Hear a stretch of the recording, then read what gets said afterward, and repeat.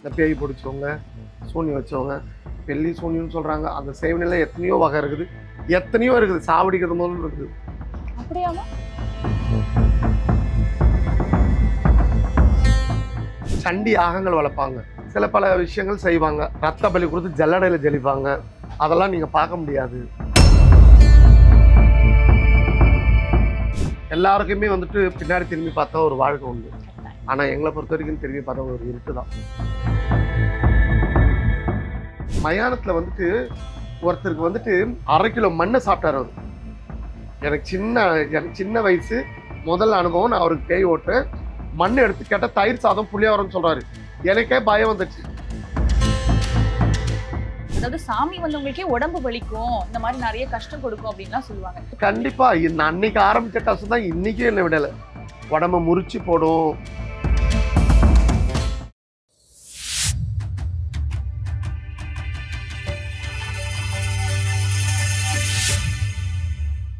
மாந்திரீகம், மந்திரம், செய்வனை இந்த மாதிரியான எக்கச்சக்கமான வார்த்தைகளை நம்ம கேள்விப்பட்டிருந்தாலும் அதுக்கான சரியான புரிதல் இல்லாம இருந்திருக்கும். ஸோ இந்த மாதிரியான பல கேள்விகளுக்கும் பல புரிதலுக்கும் தான் இன்னைக்கு நம்ம பார்க்க வந்திருக்க சிறப்பு விருந்தினர் யாருன்னா ரஜினி அம்மா அவர்கள் தான். வாங்க நிகழ்ச்சிகளை போலாம். வணக்கம் அம்மா, எப்படி இருக்கீங்க? வணக்கம்மா, நல்லா இருக்கு. நீங்க எல்லாரும் நல்லா இருக்கீங்களா? நல்லா இருக்கும். எல்லாரும் கடவுளுடைய ஆசை நல்லா இருக்கும். ஆமா, பொதுவா இந்த பில்லி, சூனியம், ஏவல் இந்த மாதிரியான வார்த்தைகளை கேட்டாலே மக்களுக்கு ஒரு பயம் இருக்கு. ஆனா உங்களை பொறுத்த வரைக்கும் அதெல்லாம் இருக்கா இல்லையாமா? இப்போ பெல்லி சூனியம் இருக்கிறது வந்து நேரா நீங்க பார்த்தாதான் உங்களுக்கு தெரியும். நான் உங்களுக்கு சொல்லிலாம் பிரயோஜனம் கிடையாது. புரியுதுங்களா? இப்போ உதாரணத்துக்கு நான் சொல்றேன், நான் வந்துட்டு கடவுளுக்கு அப்புறம் தெய்வமா நினைக்கிற டாக்டருங்க தான். ஏன்னா எனக்கு ஒரு பிரச்சனை நடந்துச்சு. அப்போ வந்துட்டு நான் ஹாஸ்பிட்டல் அட்மிட் ஆகும்போது எனக்கு பார்த்தாங்க. இந்த பில்லி சூனியம் இந்த செய்வனன்னு சொல்றது வந்துட்டு உண்மைதான். ஆனா இப்போ வந்துட்டு ட்ரெண்டிங்னு சொல்றாங்க. புரியுதுங்களா? இப்போ ஒருத்தவங்களுக்கு உடம்பு முடியல, அவங்க ஹாஸ்பிட்டலுக்கு போறாங்க, ஃபுல் செக்அப் எடுக்கிறாங்க, ஒண்ணுமே இல்லைன்னு சொல்லிடுறாங்க. ஆனா அவங்களுக்கு பிரச்சனை இருக்குது. அந்த பிரச்சனைக்கு என்ன தீர்வு? அடுத்த தீர்வு அவங்க என்ன யோசிப்பாங்க? நம்மளுக்கு யாருன்னா செஞ்சுட்டாங்களோ அப்படின்னு வந்து பார்த்தாதான் நம்மளுக்கு தெரியும். புரியுதுங்களா? இதே நீங்க வந்துட்டு ஒரு அமாவாசைக்கோ இல்ல பௌர்ணமிக்கோ இல்ல மற்ற நாள் சாதாரண நாள்ல நீங்க வந்து பாத்தீங்கன்னா கண்டிப்பா யாருன்னா ஒருத்தரை காட்டுவோம் நாங்க உங்களுக்கு. நீங்க தாராளமா நேராவே அவங்க பர்மிஷன் கேட்டு இந்த பேய் பிடிச்சவங்க, சூனியம் வச்சவங்க, பெல்லி சூனியம்னு சொல்றாங்க. அந்த செய்வினையில எத்தனையோ வகை இருக்குது, எத்தனையோ இருக்குது. சாவடிக்கிறது முதல்ல இருக்குது. அப்படியாமா? இப்போ இது ஒருத்தர் வாழவோ வைக்கும், சாவடிக்குமா? கண்டிப்பா மகா, எனக்கு தெரிஞ்சு வாழ வச்சு நான் பார்த்ததில்ல. என்ன சொல்றீங்க? ஆமா மகோ. இப்போ வந்துட்டு ஒரு செய்வனை செய்யறாங்கன்னா, இப்போ மகளை எடுத்துக்கோ, மனசுல 1000 பிரச்சனைகளா 1000 கவலைகள் இருக்கலாம், 1000 துன்பங்கள் இருக்கலாம். புரியுதா? மேலாப்பதான் உன்னுடைய உதடுகள் புன்னகை சிரிப்பு சிரிக்குது. ஆனா இந்த மகன் இன்னைக்கு இந்த ஸ்டேஜ்ல இருக்கா. நாளைக்கு வந்துட்டு சன் டிவியோ ஸ்டார் டிவியோ விஜய் டிவிலையோ நீ போயிட்டு ஒரு ஆங்கரா உட்காந்தா உன்னுடைய சொந்த பந்தம் என்ன நினைப்பாங்க? அவன் நல்லா வராளுன்னு நினைக்க மாட்டாங்க. ஐயோ அவன் இப்படி வந்துட்டாலே. யாருன்னா உன்னை கேட்கும்போது நான் நல்லா இருக்கேன்னு சொல்லாம நான் ரொம்ப நல்லா இருக்கேன்ப்பா, எனக்கு என்னப்பா அப்படின்னு சொல். அவங்க என்ன தெரியுமா, இன்னும் ரொம்ப நல்லா இருக்குன்னு சொல்றாளே, அப்ப இவன் செட்டில் ஆயிட்டா போடுறது. அடுத்தது வந்துட்டு உன்னை சண்டை போடணும், உன்னை அதை பண்ணணும் இதை பண்ணணும் நினைக்க மாட்டாங்க. அடுத்தது இவன் நல்லா இருக்கக்கூடாது. நிறைய பேர்கிட்ட ஓடுவாங்க. அதுதான் உண்மை. புரியுதாங்க? உன்னுடைய வாழ்வாதாரத்தை அழிப்பாங்க, வீட்டுல சந்தோஷத்தை அழிப்பாங்க. ஆனா அது அவங்களுக்கே ரிப்பீட் ஆகணும். அவங்களுக்கு தெரியல. தன் வினை தன்னை சுடும் என்னைக்குமே. நீ இன்னைக்கு என்ன பேசுற, நாளைக்கு உன்னை பேசுறது யாருன்னா ஒருத்தர் இருப்பாங்க. இன்னைக்கு நீ எனக்கு பண்ண, நாளைக்கு எனக்கு பண்றதுக்கு யாருன்னா நிச்சயம் ஒருத்தர் இருப்பாங்க. இதுதான் உண்மை. இந்த மாதிரியான விஷயங்களுக்குலாம் எப்பவுமே கேரளா தான் ஸ்பெஷல். அவங்க தான் இதெல்லாம் பண்ணக்கூடிய வகையில ஸ்ட்ராங் அப்படிலாம் சொன்னாங்க. அப்படி ஏதாவது ஒரு இல்ல, கேரளால வந்துட்டு தெய்வங்கள் நிறைய வாழ்ற பூமி அது. நம்ம வந்துட்டு இங்க வந்துட்டு அங்காள பரமேஸ்வரி, முத்தாரம்மா, சமயபுரத்தம்மா, பெரியபாளையத்தம்மா, அங்க வந்து எல்லாம் அம்மே தான். பகவதி அம்மி, சோட்டானிக்கர பகவதி அம்மி, கொடுங்கலூர் பகவதி அம்மி, சக்களத்து பகவதி அம்மி, மாங்குண்ட பகவதி அம்மி, இத்தனை அம்மே இருக்கிறாங்க. புரியுதுங்களா? அங்கெல்லாம் வந்துட்டு நிறைய எச்சினி பூஜைகள்லாம் பண்ணுவாங்க. அம்மாவுக்கு சண்டி யாகங்கள் வளர்ப்பாங்க. புரியுதுங்களா? சில பல விஷயங்கள் செய்வாங்க. ரத்த பலி கொடுத்து ஜல்லடையில ஜலிப்பாங்க. அதெல்லாம் நீங்க பார்க்க முடியாது. ஓ ஆமா, இதுக்காகவே பவர்ஃபுல்லா இருக்கணும்ன்ற பூஜை நடந்துட்டே இருக்கு. ஆமா ஆமா. அம்மாவுக்கே சோட்டானிக்கர பகவதி அம்மாவுக்கே வந்துட்டு நைட்ல வந்துட்டு குருதி பூஜை கேள்விப்பட்டிருக்கீங்களா? ரத்தம் வச்சு பூஜை பண்றதாமா? ரத்தம் போட மாட்டாங்க. அதுல வந்துட்டு ஒரு குங்குமம் தான். அது அம்மாவுக்கு இத்தனை பெரிய பெரிய சட்டியா இருக்கும். அதுல வந்து அம்மாவுக்கு தெளிப்பாங்க. புரியுதுங்களா? அம்மா வந்து முப்பெரும் தேவி. அந்த அம்மாவுக்கு குருதி பூஜை பண்ணுவாங்க. அந்த ரத்தத்தை தெளிப்பாங்க அம்மாவுக்கு. ஆனா ரத்தம் கிடையாது, அது தெளிப்பாங்க. புரியுதுங்களா? அப்படியேப்பட்ட அம்மாவுக்கே வந்துட்டு ரத்த பீட்சை இது பண்ணி செய்வாங்க. நிறைய மாந்திரிகள் உண்டு. மரப்பாச்சி பொம்மை, ஆண் பொம்மை, பெண் பொம்மை இருக்குது. புரியுதுங்களா? நான் வந்து அதில் வந்துட்டு ஒரு ஆம்பளைய சாவடிக்குன்னா அவன் மார் மேலே ஆணியும், கால் மேலே ஆணியும், அவன் நெத்தியில் ஆணியும் அடித்து அதுக்கு சில பூக்கள் இருக்குது. தொடர்கதைன்னு ஒன்று இருந்தால் முடிவுன்னு ஒன்று இருக்குல்ல. பேசுகிறவங்க பேசித்தான் போயிட்டே இருப்பாங்க. அது இல்லை, இது இல்லை, அது அனுபவிக்கும் போது தான் அந்த வழி யாருக்காக இருந்தாலும், உனக்காக இருந்தாலும் சரி, எனக்காக இருந்தாலும் சரி தெரிய வரும். அவனுக்கு வந்தாலும் தலைவலி. ஆமா, சொல்லுவாங்க ஒரு முட்டைற கோழிக்கு தான் வலி தெரியும். அந்த மாதிரி அவனுக்கு பேசுறவனுக்கெல்லாம் வந்தாதான் தெரியும். நீங்க வாழ்க்கையில் நிறைய ஸ்ட்ரகிள் பண்ணி வந்திருப்பீங்க. பட் இந்த ஒரு பர்டிகுலர் விஷயத்தை இதுதான் நம்ம பண்ணணும் அப்படின்னு நீங்க எடுக்கிறதுக்கே உங்களுக்கு ஒரு தைரியம் வந்திருக்கணும். கண்டிப்பா. அது எந்த நாள் இந்த முடிவு எடுத்தீங்க? நான் வந்துட்டு எங்க குலதெய்வம் அங்காள பரமேஸ்வரி. என் குலதெய்வம்னு சொல்றதோட என் குடும்ப தெய்வம். புரியுதுங்களா? என்ன சொல்றேன்னா வந்துட்டு உலகத்துல வந்துட்டு எல்லாருக்குமே வந்துட்டு பின்னாடி திரும்பி பார்த்தா ஒரு வாழ்க்கை உண்டு. ஆனா எங்களை பொறுத்த வரைக்கும் திரும்பி பார்த்தா ஒரு இருட்டு தான். ஏன் எப்படி சொல்றீங்க? ஆமாம்மா, இப்போ உங்களை திரும்பி பார்த்தா கூட உங்களுக்கு வாழ்க்கை வாழையடி வாழை வரும். எங்களை திரும்பி பார்த்தா என்ன இருக்கு? ஒண்ணுமே இல்லை, ஒண்ணுமே கிடையாது. நம்புறவனும் ஏமாத்துறவன் தான். புரியுதா? நம்பி இருக்கிறவனும் ஏமாத்துறவன் தான். நம்மளை பார்த்து இப்படி சிரிப்பானுங்க, பொண்ணை பார்த்து நீ பல்லிப்பானுங்க. எங்ககிட்ட இல்லாத ஏதோ ஒன்று உங்ககிட்ட இருந்தாலும் நீங்கள் போகிறீங்க. அப்படி தான் வாழ்க்கை. புரியுதா? அந்த நேரம் வந்துட்டு நம்ம கடவுளை தான் நம்பணும். நான்லாம் கடவுளை தான் நம்பினேன், இன்னமும் நம்பிட்டு தான் இருப்பேன். நான் சாவர வரைக்கும் அவங்கள தான் நம்புவேன். இந்த மாதிரி நீங்க முதல்ல ஒரு விஷயம் பண்ணும்பொழுது அம்மா கிட்ட வேண்டி இருப்பீங்க, அந்த விஷயம் நடந்திருக்கும். அப்போ உங்களுக்கு உணர்வு எப்படிமா இருந்துச்சு? நான் ரொம்ப பயந்தேன். முதல்ல வந்துட்டு அந்த மயானத்தில் வந்துட்டு ஒருத்தருக்கு வந்துட்டு 1/2 கிலோ மண்ணை சாப்பிட்டாரு அவர். எனக்கு சின்ன வயசு முதல் அனுபவம். நான் அவருக்கு பேய் ஓட்டுறேன். மண் எடுத்து கேட்டால் தயிர் சாதம் புளியோரம்னு சொல்றாரு. எனக்கே பயம் வந்துச்சு. ஆமா, அதுக்கப்புறமேட்டு அங்காளம்மா வேண்ட பிறகு அந்த பேயை சொன்னேன், நான் தான் பிடிச்சிருக்கேன் பேர் சொன்னேன். அது முடி போட்டு ஓட்டினோடனே 3 நாள் பொறுத்த வரும்போது ரொம்ப ஹாப்பியாக வந்தார் அவர். அப்போ நான் ரொம்ப சந்தோஷப்பட்டேன். இந்த உலகத்தில் வந்துட்டு நம்மளுக்குன்னு ஒரு அங்கீகாரம் வருது அப்படின்னு சொல்லிட்டு அம்மா நம்மளுக்கு சொல்லிட்டு ரொம்ப சந்தோஷப்பட்டேன். அந்த தருணங்கள் மறக்க முடியாது. அதே சமயத்தில் இந்த பில்லி சூனியம் பேய் பிசாசுல நிறைய அனுபவங்களும் பட்டிருக்கிற, பயந்துருக்கிறேன். அதாவது சாமி வந்தவங்களுக்கே உடம்பு வலிக்கும், இந்த மாதிரி நிறைய கஷ்டம் கொடுக்கும் அப்படின்லாம் சொல்லுவாங்க. அப்போ நீங்க உங்களுடைய முதல் அனுபவத்திலேயே வந்து கண்டிப்பா உங்களுக்கு ஏதாவது கஷ்டம் வந்திருக்கும். கண்டிப்பா. அன்னைக்கு ஆரம்பிச்ச கஷ்டம் தான் இன்னைக்கும் என்ன விடலை. உடம்ப முறிச்சு போடும். புரியுதுங்களா? முறிச்சு போடும். அப்படியே போய் குழந்தை மாதிரி படுத்துக்குவேன். நான் டெய்லியும் டயர்டாக தான் இருக்கும். சில நேரம் என்னால் காரை விட்டு இறங்கி கூட வர முடியாதுன்னு நான் அவ்வளோ உடம்பு வலிக்கும். கொஞ்ச நேரம் நின்று அதுக்கப்புறம் சோளத்தை பிடிச்சிட்டு உள்ளே வருவேன். ஆனா அது மீறி தொடர்ந்து பண்றதுக்கான ஆசை எதனாலமா? நம்மளை நம்பி நிறைய மக்கள் வராங்க. சொல்றவங்க சொல்லித்தான் இருப்பாங்க, மலையை பார்த்து நாய் குலைச்சா அது நாய்க்கு தான் வலிக்கும், மலைக்கு வலியாது. புரியுதுங்களா? அந்த மாதிரி தான் தெய்வம். புரியுதுங்களா?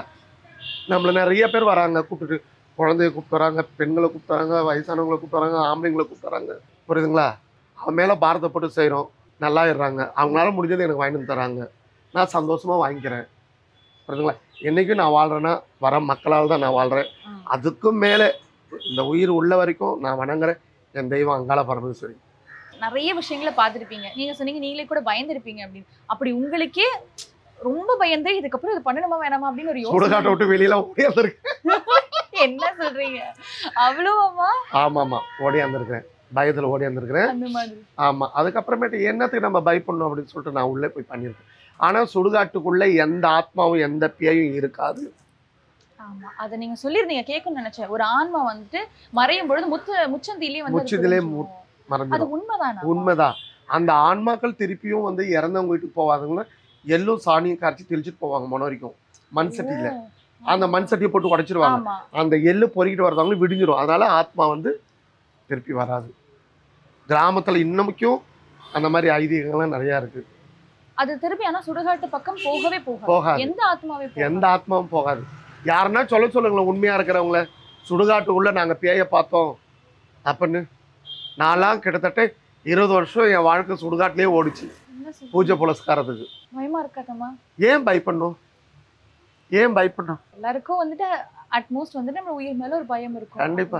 என்னைக்கா இருந்தாலும் நம்ம உயிர் போதானடா சாமி செய்ய போகுது. வரும்போது நம்ம அழுதுட்டு வரோம், போகும்போது 4 பேர் அழ வச்சுட்டு போறோம், அவ்வளவுதான். அந்த இடைப்பட்ட வாழ்க்கையில நம்ம நல்லது செஞ்சுட்டு போயிட்டே இருக்கலாமே. நம்மளுடைய ஆத்மா ஒரு அரிசியில 1000 நுனியோட ஒரு இது நுனி தான் நம்மளுடைய ஆத்மா. அந்த ஆத்மா தான் கடவுள்கிட்ட போகும். இயற்கையா இறக்குறாங்க அப்படின்னா ஓகே. நிறைய பேர் வந்து இப்போ அந்த துர்மரணத்துக்கு ஆத்மா சாந்தி அடையாது. அவங்களுடைய ஆத்மா முடிகிற வரைக்கும் பேய் பிசாசையா தான் அவங்க சுத்தணும். ஆனா இயற்கை மரணம் அடைகிறவங்களுக்கு அப்படி கிடையாது. கடவுள்கிட்ட போயிட்டு அவங்க பாவமும் புண்ணியமும் ஆ, அதுக்கேற்ற மாதிரி மாதிரி ஒரு இடத்துக்கு நம்ம இப்போ நம்ம வாழ்றோம், புரியுதுங்களா? நீயும் தப்பு செய்யாம இருந்துட மாட்டேன், நானும் தப்பு செய்யாம இருந்துட மாட்டேன். ம். கடவுள்கிட்ட போறோம், ம். நம்ம போட்டிருக்க நகை நட்டோ இல்லை நம்ம போட்டிருக்க ட்ரெஸ்ஸோ நம்ம போட்டு மாடலிங்கோ இல்லை நம்ம விரும்பினதோ இல்லை நம்ம விரும்பாததோ நம்ம வெறுத்ததோ நம்ம வெறுக்காததோ அதை நம்ம கூட வரப்போகுது. நம்ம கூட வரப்போகுது என்னது? நம்ம செய்கிற புண்ணியமும் நம்ம செய்கிற பாவம் தான். நீ செய்த பாவம் அங்கே வந்து உன்னை கேள்வி கேட்கும், நீ செய்த புண்ணியம் உனக்கு வந்து பதில் சொல்லும். இதுதான் உண்மையான வார்த்தை. இதை வந்து நம்ம புரிஞ்சுக்கணும்னு வச்சுங்களேன், இருக்கிற வரைக்கும் மற்றவங்களுக்கு நல்லது செஞ்சுட்டு போயிட்டே இருக்கலாம். அப்போல்லாம் வந்துட்டு ஒருத்தவங்க ஒரு சூழ்நிலையிலையோ இல்லை ஒரு ஆபத்துலேயோ முழுக, ஒரு ஆக்சிடென்ட்டோ இல்லை தண்ணியில் முழுகிறாங்களோ ஒரு வீடு எரிதோ, அப்போல்லாம் மக்கள் தைரியமாக வந்துட்டு உள்ளே பூந்து அவங்கள காப்பாற்றுவாங்க. நீச்சல் தெரிஞ்சவங்க போய் பிடிச்சோம். ஆனால் இப்போ அப்போ இல்லை, மச்சான் பார்த்தியா செல்ஃபி வீடியோ எடுக்கிறது, புரியுதுங்களா? அதெல்லாம் காயப்படுத்தி உனக்கு என்ன ஆக போகுது? ஸோ மேபி அந்த உன் குடும்பத்தில் அந்த மாதிரி தான் நீ எடுப்பியா? காப்பாத்த தானே முதல்ல மனசு வரும். யாரா இருந்தாலும் காப்பாற்ற தான் மனசு வரும். அந்த காப்பாத்துற மனசு தன்மை நிறைய பேருக்கு போயிடுச்சு. தெய்வத்தை கையெடுத்து கும்பிட்ற தன்மை நிறைய பேருக்கு போயிடுச்சு, புரியுதாம்மா? இறையாண்மை நம்பிக்கை சில பேருக்கு போயிடுச்சு. அது எந்த மதத்துக்காரவங்களும் சரி, புரியுதுங்களா? ஏத்திஸ்ட்னு ஒரு வாழ்க்கையில நம்பிக்கை இல்லாம வாழ்ந்துட்டு இருக்கவங்க இன்னும் நிறைய பேர் இருக்கிறாங்க. நடக்கிறது நடக்கட்டும் அப்படின்னு, புரியுதுங்களா? நம்புறவங்க வாழ்ந்துட்டு தான் இருக்காங்க. அதே நம்புறவங்களும் கஷ்டமாவும் வாழ்றவங்களும் இருக்காங்க, கோடீஸ்வரங்களும் வாழ்றவங்களும் இருக்கிறாங்க. ஆனா சாகும்போது சமமா தான் போகணும். நீ சேர்த்து வச்சிருக்க சொத்தும் கூட வரப்போறதில்ல, நீ ஆசையா கட்டின கணவரும் கூட வரப்போறதில்ல, நீ ஆசையா கட்டின மனைவியும் கூட வரப்போறதில்ல, எதுவுமே வரப்போறதில்ல. நீ சேர்த்து வச்ச புண்ணியமும் பாவமும் தான் வரப்போகுது. உலகம் அழிவியே அங்கங்க நடந்துட்டு இருக்குது. அவ்வளோ பாவங்கள் தலைவிரிச்சு உலகத்துல நடக்குது. எதை நோக்கி ஓடிட்டு இருக்குதுன்னு தெரியல. நான் 2022 சொல்லிட்டு இருக்கிறேன், உலகத்தை அழியிறது நான் சொல்லிட்டு தான் இருக்கிறேன். ஜனவரி பிறந்தோடனே வந்துடுவாங்க, நான் சொல்லிடுறேன் இது நடக்கணும். நீராலையும் நெருப்பாலையும் பூகம்பத்திலையும் போரால நடக்கும் நான் சொன்னேன். அது இன்ன வரைக்கும் நடந்துட்டு தான் இருக்குது, புரியுதுங்களா? அந்த மாதிரி நம்ம செய்கிற புண்ணியம் தான் நம்மளை காப்பாற்றும். அந்த காலத்தில் ராஜா செய்கிற புண்ணியம் தான் அந்த ஊர் மக்களை காப்பாற்றும். இப்போ வீட்டுக்கு 4 பேர் பாவம் பண்ணுறாங்க, ஒருத்தர் புண்ணியம் பண்ணுறாங்க. அந்த ஒருத்தர் புண்ணியம் பண்ணாலும் தான் அந்த 4 பேரையும் காப்பாற்றுது. சில பேர் இந்த மாதிரி அலையிற ஆத்மாக்களை வந்துட்டு நாங்கள் வந்து சாந்தி படுத்துறோம் அப்படின்னு சொல்கிறாங்களா, அது பண்ண முடியுமா? அதுக்கான வாய்ப்புகள் இருக்கா? சாந்தி படுத்தலாமா, ஆனால் வந்துட்டு நம்ம வந்துட்டு அதை முறையாக செய்யணும். ஆனால் சாந்தி ஆகுமாமா? 100க்கு 80% ஆகும். ஆனால் முறையாக செய்யணும். அதுக்குன்னு படித்தவங்க இருக்காங்க, அதுக்குன்னு செய்கிறவங்க இருக்கிறாங்க. அவங்கள வர வச்சு அவங்கள களத்தில் இறக்கி அவங்களோட ஆத்மாவை இது பண்ணலாம், அந்த மாதிரி இருக்குது. இந்த பொதுவாக சொல்லுவாங்களாம்மா, இப்போ எனக்கு வந்து ரொம்ப பிடித்த ஒருத்தராக இருப்பாங்க, அவங்க வந்து தவறிட்டாங்க அப்படின்னா அவங்க ஆத்மா வந்து என்ன சுற்றிட்டே இருக்கும், அதுக்கப்புறம் என்னுடைய வாழ்க்கையே வந்து ரொம்ப பாதிக்குங்க. அதெல்லாம் உண்மையான விஷயமா இல்லை? உண்மையாக இருக்கிறவங்க, இப்போ உண்மையாக நேசித்தவங்க, அந்த ஆத்மா அவங்க ஒருத்தவங்க இறந்துட்டாங்கன்னா நேசிச்சவங்கள வாழ தான் வைக்கும், அழிக்காது. நல்லா தெரிஞ்சுங்க, உண்மையாக நேசிச்சவங்கள ஒருத்தவங்கள நல்லபடியாக தான் அந்த ஆத்மா வாழ வைக்கும். உன்னால அந்த ஆத்மாவுக்கு எதனா நீ பண்ணி அந்த ஆத்மா துர்மரணம்னா உன்னை கொடுங்கோல் ஆட்சி தான் பண்ணும். நம்மளால அவங்களுக்கு பிரச்சனை வரும்பொழுது அதை நம்மள தேடி வரும். உண்மை அதுதான். மற்றபடி இந்த மாதிரி அந்த அழிக்கும் ஜென்ரலாவே இப்படின்னா அதெல்லாம் பொய்யாமா? அதெல்லாம் சும்மாமா. அதே மாதிரி அதுலயுமே குட் சோல் பேட் சோல் அப்படின்னு 2 விஷயம் சொல்லுவாங்க. நல்ல ஆத்மாக்கள், தீய ஆத்மா. ஆமா ஆமா. அதே மாதிரி ஒரு நல்ல ஆத்மா போய் ஒரு 7 கெட்ட ஆத்மாவை கூட்டிட்டு வரும் அப்படின்றாங்க. இதெல்லாம் இல்லம்மா, அது வந்துட்டு உனக்கு என்ன சொன்னா, ஆத்மா ஒரு ஆத்மாவை நான் ஓட்டுவேன். ஓட்டும் போது வந்துட்டு அப்பனை ஓம் நமச்சிவாய் தான் சொல்ல வைப்போம். சொல்ல வச்சு அதோட உச்சி முடி ஒரிஜினல் முடியா நீ உச்சியில் இருக்க நாங்கள் பார்ப்போம். பார்த்தோன்னே அதை ஆடி முடி கொடுக்கும். அதை முடி கொடுக்கும்போது நாங்கள் முடி போட்டுருவோம். முடி போட்டோன்னே அதுக்கு என்னென்ன ஆசைப்பட்டுச்சோ, சாப்பாடோ, பிரியாணியோ, பூவோ, புடவையோ, குங்குமம், இப்போ ஜென்ஸ் அந்த பேண்ட்டோ, வாட்சோ, ஷர்ட்டோ, அது என்ன கேட்குதோ நான் கொடுத்து தான் அனுப்புவோம். அது சாப்பாடு கேட்டால் முறத்தில் தான் நாங்கள் சாப்பாடு வைப்போம், தட்டில் தான் வைக்க மாட்டோம். ஆமாம், அந்த வாசனை தான் அது இழுக்கும்.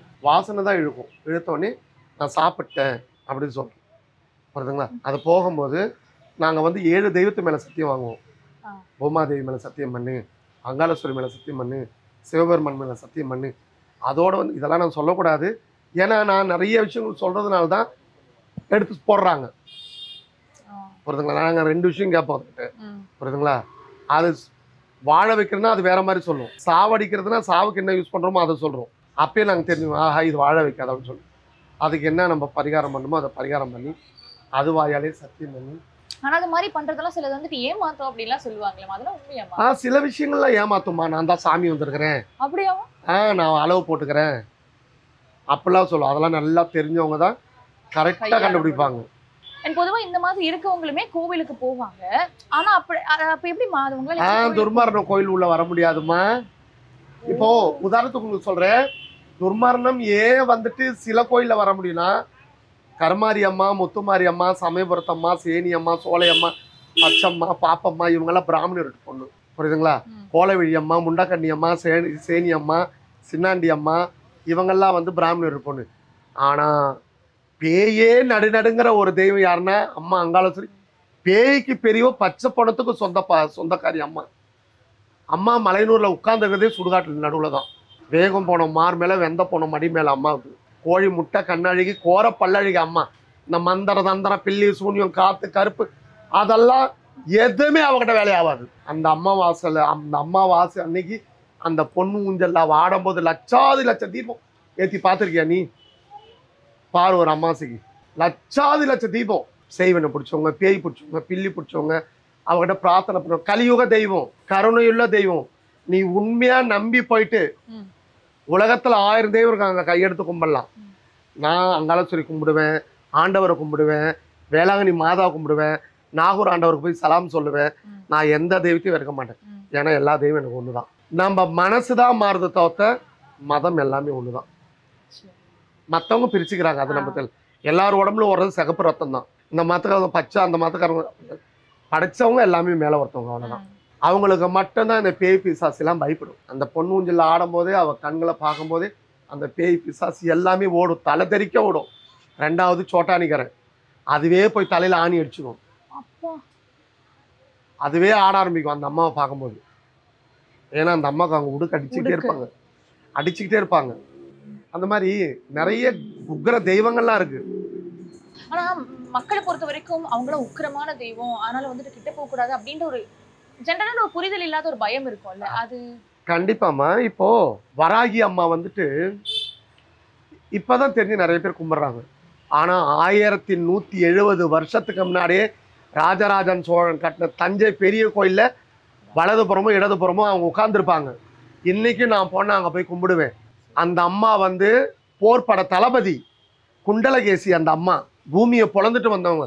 தான் மூக்கால ராஜராஜ சோழன் போருக்கு போறாருனாலவே அந்த அம்மாவை வணங்கிட்டு தான் போவாங்க. தஞ்சையில பல அற்புதங்கள் எழுதியிருக்குது. 1000 வருஷத்துக்கு பின்னாடி நடக்கிறத 1000 வருஷத்துக்கு முன்னாடியே எழுதுனதாங்க பெருவுடையார் கோயில்ல. ஒரு கூத்தாடி தான் வந்து ஆட்சி செய்வான்னு சொல்லி எழுதி வச்சிருக்கிறாங்க. இப்ப சமீபத்தில் அதை எனக்கு ட்ரெண்டிங் ஆச்சு, நீங்க பார்த்துருப்பீங்க. புரியுதுங்களா? அதுதான் உண்மை. ஒவ்வொரு தெய்வ சக்தி கோயிலையும் ஒவ்வொரு சக்தி உண்டு. எல்லா கோயிலையும் ஒரு சக்தி உண்டு, சக்தி இல்லாம இல்லை. புராண வரலாறு உண்டு. ஆனா அதை வீட்டுல வழிபடக்கூடாது அப்படி ஏதாவது இருக்காம? ஏன்னா பொதுவா இந்த வராகியம்மன், காளியம்மன் அவங்களெல்லாம் வீட்டுல வச்சு பிரதிஷ்டை பண்றதுக்கே ரொம்ப பயப்படுவாங்க. இப்போ ஏன் நம்ம வீட்டுக்கு வாங்க, நீங்க எதிரில் நுழையும் போதே காளி போட்டோ தான் பெருசா இருக்கும். ஓ, உள்ள வீட்டுள்ள நுழைஞ்சோன்னு எதிரில் எங்க அம்மாவோட சிலை இருக்கும், மாதா சிலை, பூண்டி மாதா சிலை, புத்த பெருமான். புரியுதுங்களா? அப்படிலாம் கிடையாது, நம்ம வணங்குறது தான். ஐயோ நம்ம இவங்களை வச்சு கும்பிட்டா இதுவாயிடுமோ அவங்கள வச்சு. ஆனா கும்பிடக்கூடாத தெய்வம் வீட்டுக்குள்ள எதுனா காட்டேரி மட்டும்தான். அவங்க வேற யாருமே கிடையாது. தாய் அங்காளேஸ்வரியோட பின் ரூபம் தான் காட்டேரி, மின் ரூபம் அங்காள பரமேஸ்வரி. ஏன்னா இந்த பொதுவா சொல்லுவாங்கல்லம்மா, காளி தெய்வமா இருக்கட்டும், இல்லைன்னா வந்து பிரத்யங்கரி, இவங்க எல்லாம் வந்துட்டு ரொம்ப உக்கிரமான ஒரு தெய்வம். பிரத்யங்கரான்னு சொல்றது ஆம்பளையில யாரு? அவங்க பெருமாள். ஜுவாலாமிகி. புரியுதுங்களா? ஜண்ட முண்டனை வந்துட்டு வம்சம் பண்ணவங்க. புரியுதுங்களா? பிரத்யங்கரா தேவி யார் வைக்க கூடாதுன்னு சொல்லுவாங்க? வராகி அம்மா, பிரத்யங்கரா தேவி வரிசையா வைக்கலாம் போட்டோ. ஆனா அவங்களாம் பிராமணர் வீட்டு பொண்ணு தான். புரியுதுங்களா? அம்மா மட்டும்தான் அங்காள பரமேஸ்வரி மட்டும்தான். ஆமா, அதே மாதிரி அந்த வித்தியாசம் சொல்றாங்களா, அந்த சுடுகாட்டு காளி, அந்த அப்புறம் இந்த காளி தெய்வமா வழிபடுற காளின்னு அதுல ஏதாவது வித்தியாசங்கள் உண்டா? சுடுகாட்டு காளி, மயான காளின்னு சொல்றது வந்துட்டு நம்ம வச்சு கும்பிடுறோம். இது உங்களுக்கு தெரியல. அது என்னத்துக்கு நம்ம அம்மாவை, அந்த அம்மாவை நம்ம கும்பிட்றோன்னா நம்மளுடைய பூஜை புனஸ்காரங்கள் பழிக்கிறதுக்காக அந்த அம்மாவை நம்ம வந்து ஆகாரம் பண்ணுவோம், வசியம் பண்ணுவோம். தாயை இந்த பிரச்சனை, இந்த பொண்ணுக்கு இந்த பையன் வசியம் ஆகணும், இந்த மாதிரி இந்த பையன் ஏமாத்திட்டான் அப்படின்னு சொல்லிட்டு அவங்கள நம்ம மனசார கும்பிடுவோம். கருங்காலி வேற இருக்காங்க, தான் காலை இப்படி தூக்கி நின்றுட்டு இப்படி துணி இல்லாமல் இப்படி நிற்பாங்க, பார்த்துருக்கீங்களா? அவங்க தான் கருங்காலி. அவங்களுக்கு கருமுட்டை வச்சு நம்ம பூஜை பண்ணுவோம். ஸோ பேபி ஒருத்தருக்கும் ஒவ்வொரு காளி. புரியுதுங்களா? இல்ல இவங்களை வழிபடக்கூடாது அப்படின்னு இருக்கான்னு? அப்படிலாம் கிடையாது. அவங்க பயன்படுத்தக்கூடியவங்க, அவங்கள வச்சு செய்வன பண்ணுவாங்கலாம் நான் கேள்விப்பட்டேன். கண்டிப்பா கண்டிப்பா உண்டு, கண்டிப்பா கண்டிப்பா உண்டு. ஆனா அவங்கள தெய்வமா நம்ம பாக்குறோம்ல, அப்படி கண்டிப்பாம்மா. இருக்கும்போது அது எப்படி? அதுக்குன்னு சொல்லிட்டு வந்து எல்லாருடைய வாழ்க்கையை அவ அழிக்க மாட்டான். அவளும் ஒரு பொண்ணுதான் இல்லம்மா. நிச்சயம். காளி பேரை சொல்லி பேசுனவங்களாம் இன்னைக்கு எப்படி எப்படியே ஆயிட்டானுங்க. நான் சொல்ல வர்றது யாருன்னு உனக்கு தெரியும், புரியுதா? இப்பயும் நான் சொல்றேன், அவ வந்து இல்ல முக்கோடி முக்கோடி தேவர்களும் அம்மான்னு சொல்றேன். சூர்யா தெய்வம் அது, புரியுதுங்களா? அவங்கள நம்ம எப்படி வணங்கணுமோ வேணும். அவ காலுக்குள்ள நம்ம அடிப்படிஞ்சு போகலாம், நம்மளுக்கெல்லாம் யாரும் அடிப்படிஞ்சுன்னு வாழவே முடியாது, வாழவும் ஒரு காலம் விட மாட்டார். புள்ளி சூரியம்னு சொல்றாங்க, ஏவல்னு சொல்றாங்க. அந்த மாதிரி என்ன நம்ம வெரைட்டி? அதெல்லாம் என்ன இப்போ மாதிரியான சமீபத்துல variety? நிறைய பேர் பேசுங்க பில்லினா என்ன சூனியனா என்னன்னு, இப்போ புரியுதுங்களா? நிறைய யூடியூப் வந்துருச்சு. அதுதான் தேவையில்லாதவங்களாம் போயிட்டு பேட்டி கேட்டுக்கிட்டு கொலைக்காரலாம் குலைச்சிட்டு தான் இருக்குது. அதெல்லாம் நல்லா தெரிஞ்சுக்கோ, செய்வனை இருக்கிறவங்களுக்கு ஃபர்ஸ்ட் கருப்பா ஒரு காலு, அதுல கண்ணு வச்ச மாதிரி ஒரு கட்டி வரும், கண்ணு வச்ச மாதிரி அந்த ஒரு கட்டி தான் நம்மளுக்கு தலையெழுத்தே. உண்மைக்கே சொல்றேன், நான் அழுவேன். இந்த வயசு பொண்ணுங்க இந்த பாதிங்கிட்ட ஏமாந்துட்டு வரோம் அப்பா. அது உள்பூர்வமாவே வருமா, இல்லைன்னா வந்து இதுக்கு முறையான பயிற்சிகள் ஏதாவது? பயிற்சிலாம் கிடையாது மகம். அதெல்லாம் வந்துட்டு அந்த அம்மாவை நம்ம மனசார வணங்கணும்.